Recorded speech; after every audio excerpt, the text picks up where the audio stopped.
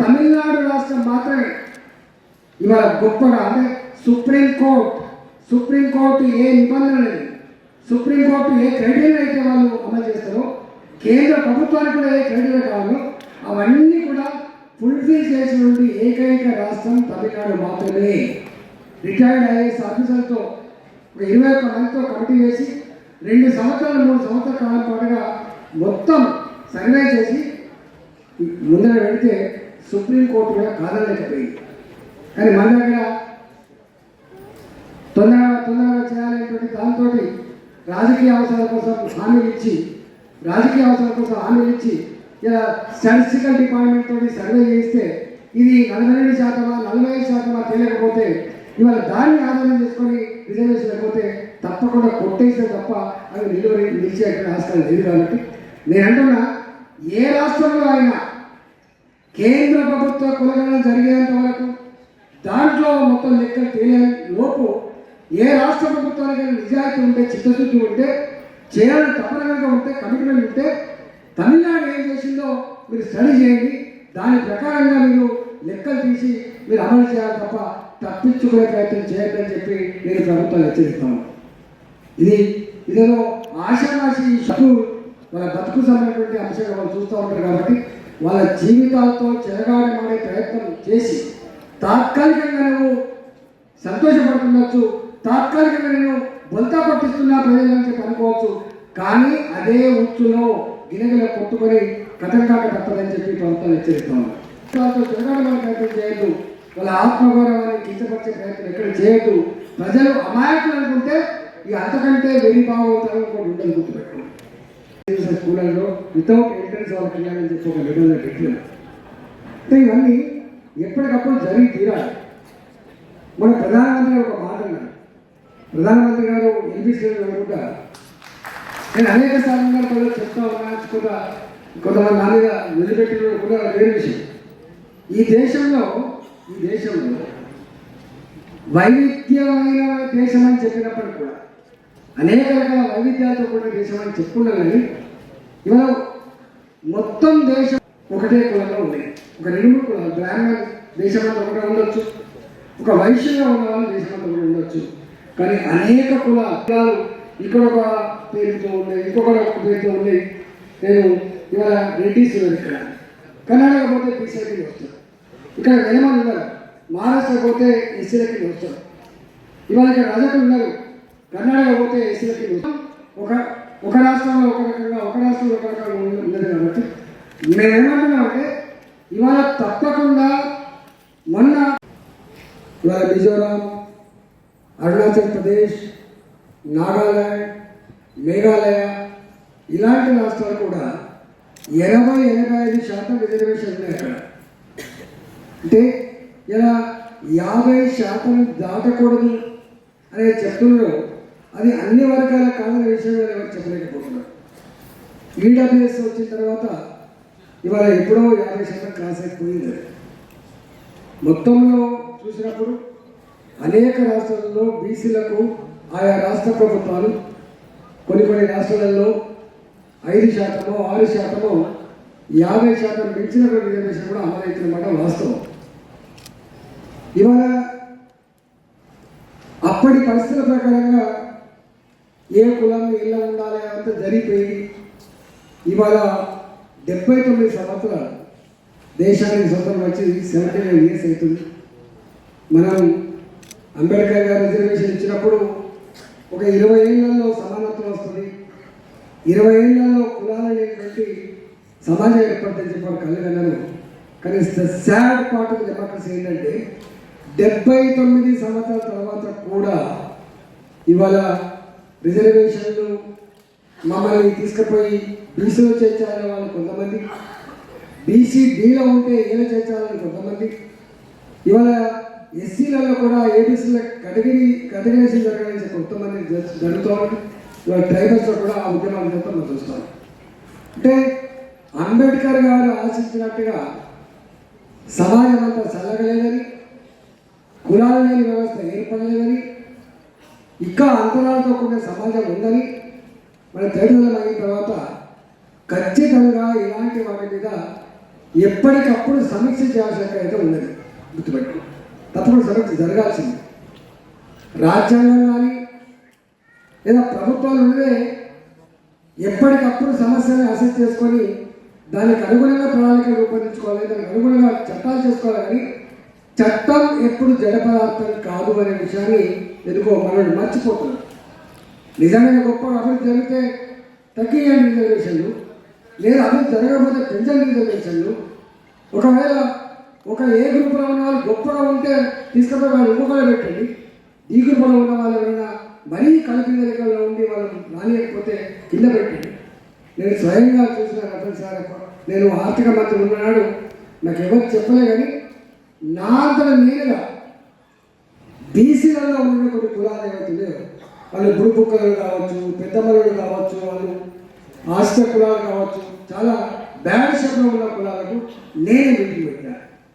మనకు ఓటు వేయించుకునే వాళ్ళే ఉన్నారు, ఇంతవరకు మనకు భుజాలు కాయంగా జెండాలు వేయించుకునే వాళ్ళు ఉన్నారు, మనకి జిల్లాలు వేయించుకునే వాళ్ళు ఉన్నారు. మేము వస్తున్నాం, మనం బైక్ ర్యాలీ తీసుకునే వాళ్ళు ఉన్నారు, మనని రాజకీయంగా ఎత్తి వేయించుకునే వాళ్ళు ఉన్నారు. కానీ మన బతుకు గురించి ఆలోచించే వాళ్ళు ఎవరైనా ఉన్నారా?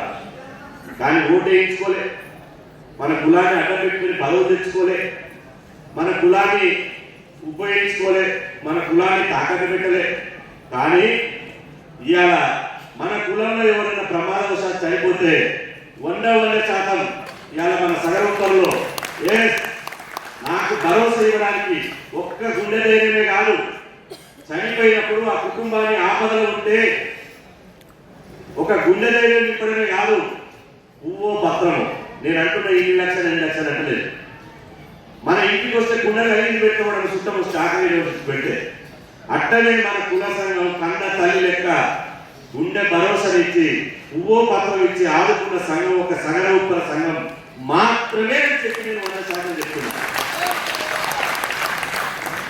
మరి మనమేం చేయాలి? దయచేసి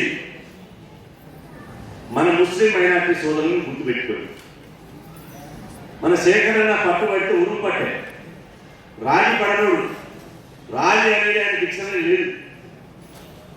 ఎందుకంటే చూసారు కదా, మన కులం ఆత్మగౌరవ భవనం ఇంకోటికి ఇస్తే రాజీ పడ్డా? ఎంత దాకనైనా కొట్లాడి ఎక్కడైతే ఆత్మగౌరవ భవనం ఉందో దాన్ని కబ్జా చేయాలని చూసిన మెడలు బట్టి బయటికి ఎత్తేసి ఇవాళ మన కుల ఆత్మగౌరవ భవనాన్ని స్థలాన్ని సాధించిందా లేదా ఒకసారి గుర్తుపెట్టుకోండి. ఎందుకు మనమంతా ఆయన వెనుక ఉన్నామని. కాబట్టి ఇదే ఐక్యత కొనసాగించండి, ఇదే పట్టుదల కొనసాగించండి, ఇదే చైతన్యాన్ని కొనసాగించండి. మీరు ఈ చైతన్యాన్ని కొనసాగిస్తే నేను చెప్తున్నా, 2025లో సగరూపర కులం నుంచి 100% ఇద్దరు ముగ్గురు ఇలా పక్కనే ఉండేది 100 అడుగుల దూరాన్ని ఉంది అసెంబ్లీలో అడుగు పెట్టడానికి సిద్ధమవుతారని చెప్పి సమర్పించుకుంటున్నాను. బాబు ఎంత తల్లాడుతుంటాడు, అన్నా మా కులాన్ని మంత్రి రావాలి, అన్నా కులాన్ని ముఖ్యమంత్రిని కలవాలి. సరే బీసీ సంఘాలను మేము పోయి కలుస్తున్నాం, అది లేదు. కానీ మన కులంలోనే మన రక్త సంబంధికుడే, మన పేరు తెచ్చుకొని పుట్టినోడే ఒక ఎమ్మెల్యే ఉంటే డైరెక్ట్ ముఖ్యమంత్రి దగ్గర పోయి కూర్చోబెట్టారు. డైరెక్ట్ మన కార్మికుల కష్టాలను, కన్నీళ్లను, బాధలను, మన కులవృత్తుల యొక్క సమస్యలను అసెంబ్లీలో మన కులంలో ఉన్నటువంటి ఎమ్మెల్యే అసెంబ్లీలో మన కులం భక్తుల గురించి అసెంబ్లీలో గలాన్ని వినిపిస్తున్న విషయాన్ని మనం అందరం గుర్తుపెట్టుకోవాలని చెప్పి సమర్థం చేస్తున్నాం. ఏదో మనం ఏదో తెలియదు, మన శక్తి మనకు తెలియదు. ఇవాళ ఏ కార్యక్రమం తీసుకున్నా మన సగర ఉప్పరులు ప్రతి ఒక్కరు పార్టీలకు ఎత్తంగా, జెండాలకు ఎత్తంగా విజయవంతం చేయడంలో అన్ని కులాలలో కంటే, అన్ని కులాల కంటే మన సగర ఉప్పరులు మాత్రం నెంబర్ 1 సభలను విజయవంతం చేయడం అనేది మన నిరూపిస్తూ. ఆ రోజు నాగర్కర్నూలులో ఒక 10 రోజుల 10-12 రోజుల వ్యవధిలోనే కాలేజీ గ్రౌండ్ మొత్తం నిండిపోయింది. ఇవాళ మళ్ళా నేను శేఖరన్నకు, సత్యమన్నకు, కార్యవర్గానికి సూచిస్తున్నా, ఈ ఎండాకాలంలో ఫిబ్రవరి మార్చి లోపల సగర ఉప్పర గర్జన పెట్టండి. ఖచ్చితంగా మన దమ్మేందో మన బలమేందో ఇలా ఈ ప్రభుత్వానికి పాలకులకు చూపించాల్సినటువంటి అవసరం ఉంది అని చెప్పి సందర్భంగా తెలియజేస్తున్నారు. ఇలా నేను ప్రశంసించడం కాదు, కానీ ఏ కులంలో లేకుండా మన దాంట్లో చదువుకొని మంచి మెరిట్ సాధించి పై చదువులకు ఇబ్బంది కలగకుండా నెక్స్ట్ జనరేషన్ కూడా ఎంకరేజ్ కోసం చదవడం కోసం మన కులంలో మెరిట్ స్కాలర్షిప్ పెట్టి 270 మందికి ఇవ్వడం అనేది, ఓన్లీ మెరిట్ స్కాలర్షిప్ 270 మందికి ఇవ్వడం అనేది ఇది ఒక చరిత్ర అని చెప్పి సందర్భంగా తెలియజేస్తున్నా. నిజంగా భగవంతుడు ఆ కార్యవర్గానికి సేకరణ నాయకత్వంలో అది ఎక్కడి నుంచి వస్తున్నాయో, ఏం కష్టపడుతున్నారో, ఏం బాధలు పడుతున్నారో ఆ బాధని మాత్రం వాళ్ళు దిగమింగి బయటికి మాత్రం నవ్వుకుంటా మంచి కార్యక్రమాలు చేస్తున్నారు. ఒక మనిషికి అక్కడ పూలదండ ఉంది, మీరు ఆ పూలదండం చూస్తే ఏం కనపడతాయి? పూలే కనపడతాయి. మీరు చూడండి, పూలే కనపడుతున్నాయి మనకు. ఆ పూలని మొత్తం ఏకం చేసినటువంటి లోపల దారం కనపడుతుంది. దొరికిన దారం నాయకుల పరిస్థితి కూడా అంతే.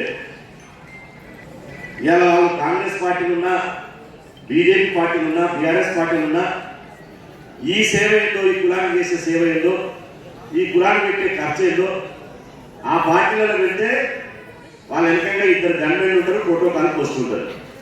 2 గన్మెన్లు ఉంటారు, వెనకంగా వాళ్ళకు ప్రోటోకాల్ పోస్తుంటారు.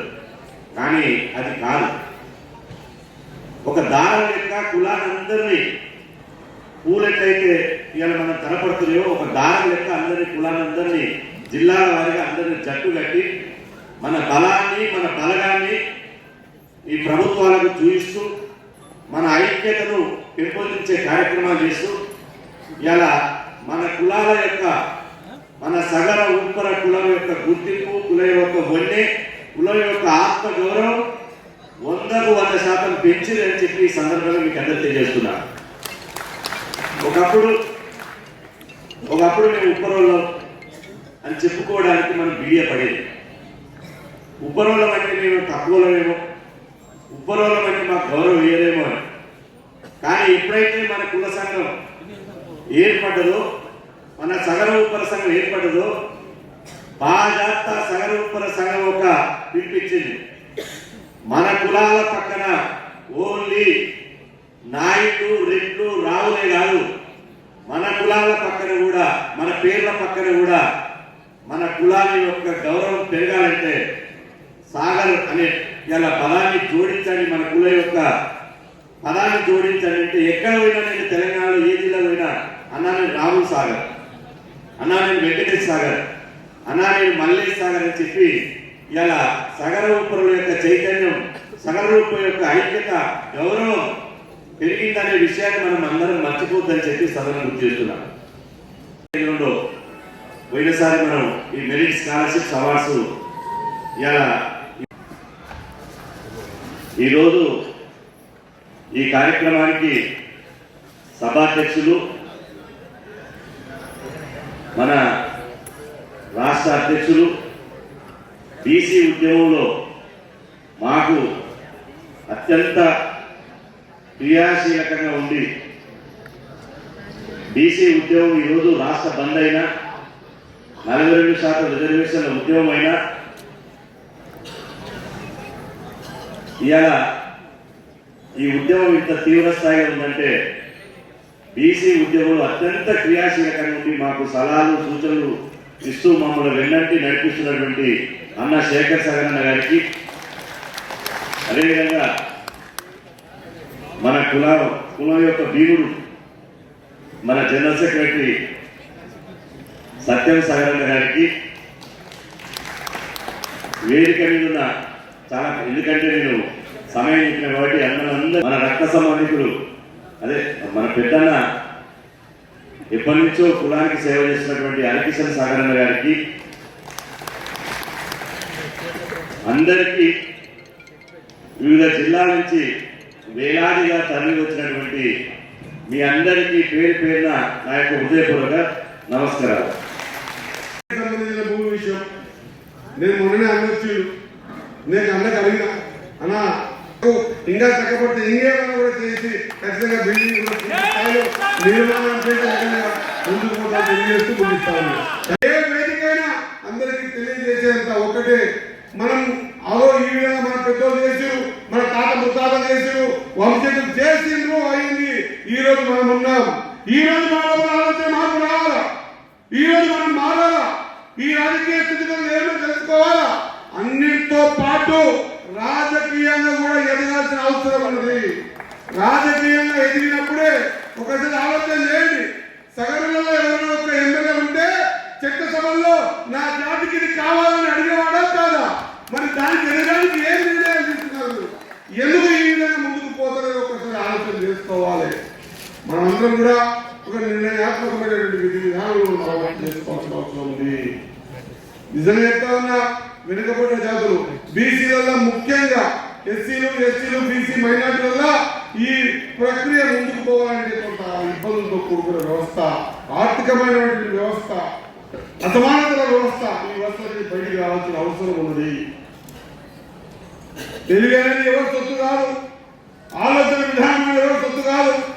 ఆ విధానం, ఆలోచన, ఆ తెలివి అంతా కూడా మనకు కూడా కూర్పు నేర్పు అని ఉండాల్సిన అవసరం ఉన్నది. నేను మాట ఇస్తా ఉన్నా, ఇదివరకే బాగా అంటా ఉండే మన బీసీ D/31 నుంచి ఏకొచ్చిన మళ్ళీ బీసీ D/31 అన్న ఈ ప్రోగ్రామ్ బయటికి తీసుకురా, మాట్లాడు. ప్రతి ఒక్క సగరం వ్యక్తిలో ఇది కావాలా, మనం మన పిల్లలకి ఇచ్చినా ఇవ్వకపోయినా, ఫ్లాట్ ఇచ్చినా ఇంటి ఇచ్చినా భూములు ఇచ్చినా ఏమిచ్చినా మిగులు మన పిల్లల జీవితాల్లో రిజర్వేషన్ ప్రక్రియలో ఖచ్చితంగా విద్యలో ముందుకు తీసుకుపోయే విధానం అది బీసీ టీకేజీ మారిపోయే విధానం. కాబట్టి ఆ విధానం కోసం పోవడం చేయాల్సిన అవసరం ఉంది అని తెలియజేస్తా ఉన్నాను. రాజకీయం కూడా ఎదగాలి. నేను చాలా మంది అడుగుతాను, వచ్చిన మా చెన్నై సాగర్ అడుగుతా ఉంది, చెన్నై సాగర్ మీ దాంట్లో ఎవరైనా రాజకీయం ఎదిగిన వాళ్ళు ఉన్నారంటే చెప్పుకోవడం ఎదిగే పరిస్థితులు ఉండేది. ఈరోజు మాత్రం చెన్నై సాగర్ లేదా మల్లికార్జున మాత్రం మున్సిపల్ చైర్మన్ ఈ విధంగా వేల మీద లెక్క పెట్టే వాళ్ళు మాత్రమే ఉన్నారు. ఎందుకు మనం కూడా ఈ రాజకీయంలో ఉండకపోతే దేని కూడా సాధించే పరిస్థితి లేదు. ఖచ్చితంగా చట్టసభలో ఎదగాల. చట్టసభల్లో మీ జాతికి జరిగిన అన్యాయం గురించి, మీ జాతికి జరగాల్సిన న్యాయం గురించి అడిగే స్థాయికి మీరు ఎదిగినప్పుడే మీ జాతి బాగుపడుతుంది, మనమందరం బాగుపడతాం, వెనుకబడ్డ జాతులు బాగుపడతాయి. కాబట్టి ఈ రోజు రిజర్వేషన్ ప్రక్రియలో ఈ రాష్ట్రంలో ఉన్నటువంటి అన్ని కులాలను లెక్కగట్టి రాహుల్ గాంధీ గారి ఆలోచన ఈ దేశ में जिसकी जितनी आबादी है उसको उतना हिस्सेदारी मिलना चाहिए. మీరెంతో మీకంత అనేటువంటి ఆలోచనతో కుల గణన చేసి ఖచ్చితంగా చట్ట ఉభయ సభల్లో ఈ తీర్మానం పాస్ చేసి గవర్నర్ పంపించి అడుగుతా ఉన్నాం. వెనుకబడ్డ జాతులు 42% రిజర్వేషన్ ప్రక్రియ ఇవ్వాలా. ఈ రోజు స్టార్ట్ అయినటువంటి సర్పంచ్ గా, ఎంపీటీసీగా, జెడ్పీటీసీగా, ఎంపీపీగా స్టార్ట్ అయినటువంటి ఈ ప్రయాణం చట్టసభలకు పోవాలా. ఎందుకు పార్లమెంట్ కు పోకూడదు? ఒక సగం పార్లమెంట్ లో నిలబడి కొట్టాలి సందర్భం ఎందుకు రాకూడదు? ఒకసారి ఆలోచన చేయాల్సిన అవసరం ఉంది. ఆ ప్రణాళికతో ముందుకు పోవాల్సిన అవసరం ఉంది. మీరు చేసే ప్రతి ప్రయత్నంలో మీ బిడ్డ, మీ బీసీ బిడ్డ, మీ వాకిటి శ్రీఆర్ అన్న మీ ఎంబడి 24/7 ఉంటారు అన్నమాట మర్చిపోతాను తెలియజేస్తా ఉన్నా. మనం ఎవరికి శత్రువులం కాదు. మనం ఐక్యమైనామంటే ఇంకోటి కోసం ఇంకోటితో కొట్టాలనేది కాదు. మన ఆర్థిక స్థితిగతులతో కొట్టాలా, మన భవిష్యత్తుతో కొట్టాలా, మన పల్లెల పిల్లలకు భవిష్యత్తు బాట ఇచ్చే విధంగా ఏ విధంగా ఇవ్వగలుగుతామో దానికోసం కొట్టాలా. కాబట్టి మీ అందరితో కొట్టాలన్నా సమయం లేదు. కాబట్టి మీ తన చాలా మాట్లాడాలనుకున్నా, అందుకే ఆత్రంగా వచ్చినా ఇంత లేట్ అయింది.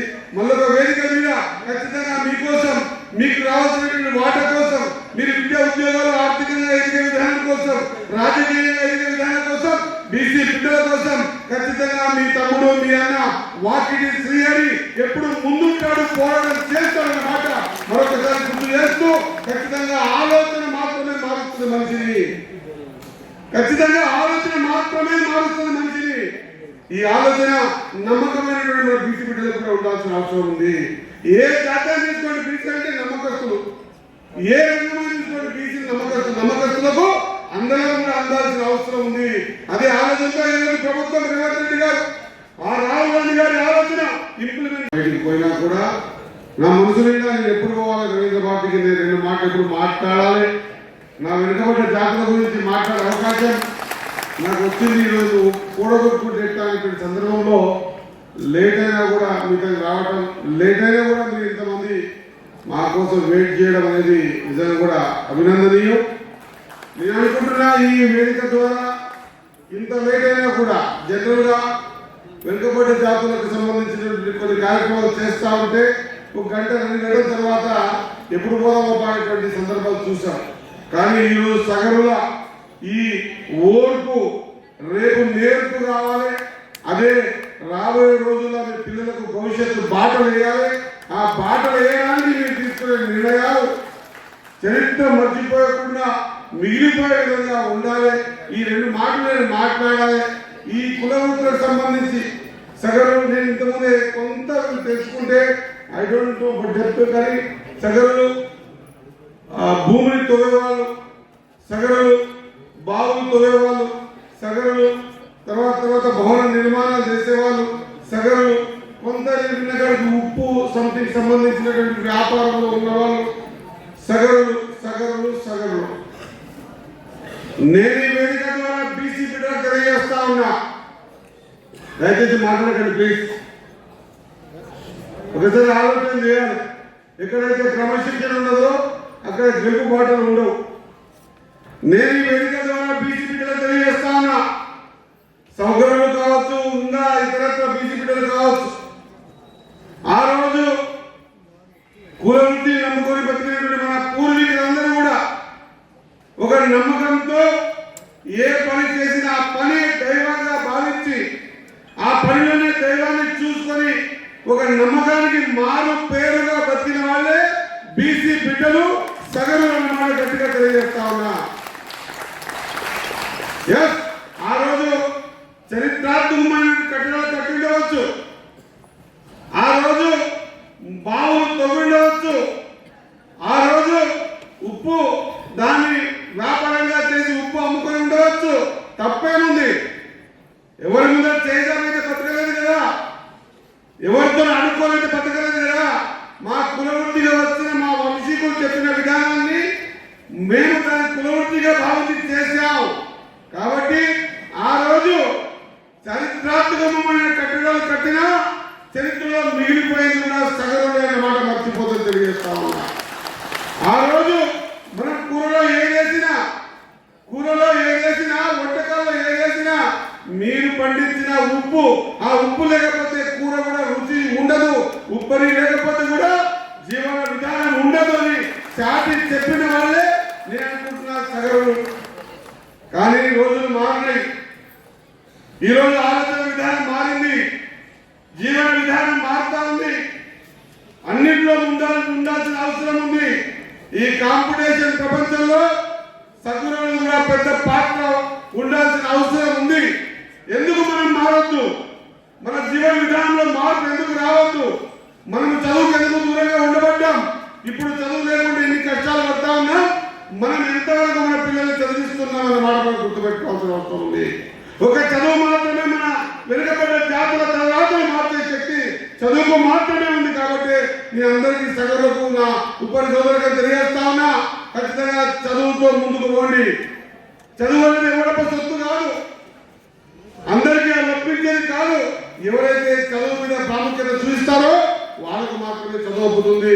దాంట్లో మనకి ఇంకా అవసరం ఉంది. కాబట్టి ఖచ్చితంగా వెనుకబడి సంబంధించిన జాతుల కోసం ఏ వేదిక అయినా సరే, నేను మొన్న మాట్లాడినా అన్న వాళ్ళ ఇంటికి నాకు చెప్పినా, అన్నా నేను రూలింగ్ పార్టీలో ఉన్నా, పార్టీ స్టాండ్ ని అది కోర్టు కావచ్చు, కోర్టు బయట కావచ్చు, సుప్రీంకోర్టు కావచ్చు, హైకోర్టు కావచ్చు, హైకోర్టు గేట్ బయట కావచ్చు, ఖచ్చితంగా ఒక ఆలోచన విధానం పార్టీకి ఉంది.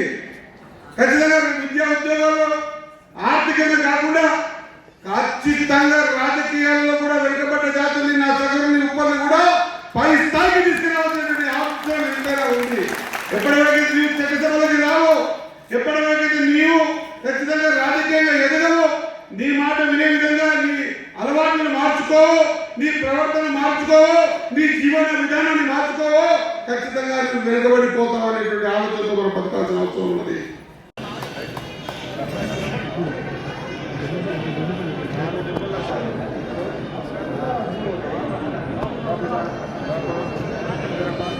సత్తపల్లి సాయి స్ట్రీట్